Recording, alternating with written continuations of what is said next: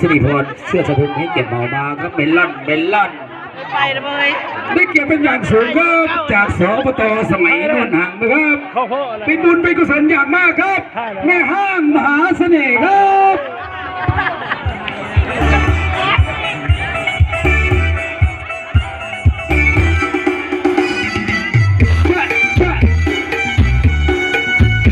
ในรอบ3 ปีนะครับสปตเดิมเหมาเลยวงนะครับ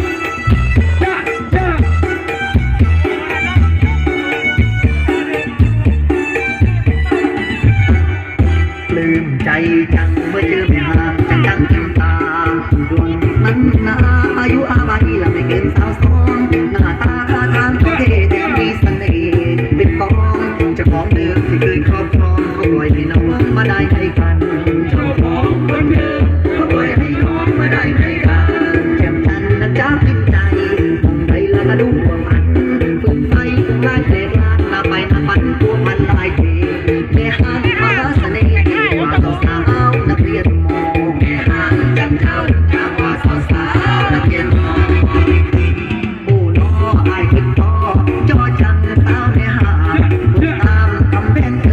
ยมีแฟนตัดตามมันธรรมดาละเกิดแล้วนั่นเ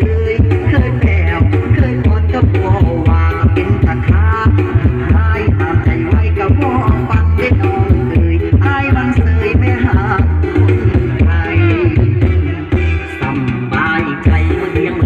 ได้พูดได้คุยเล่าสวยๆทั้งชมทั้งพูดกับลูกเลยน้องเนื้อเย็นเป็นแม่ห้างแต่พอได้ห่างคือกระทองประสบการณ์จนลงมาพอพี่น้องก็เลยนิยมแสนอยากแลอยากลุ้นอยากลองอยากจองเป็นผู้สร้างสมแม่ห้างจนสาวขาผมเป็นหนึ่งในล้านซะแล้วแก้วตาถึงมีราตรีผ่านมาไม่เป็นปัญหาได้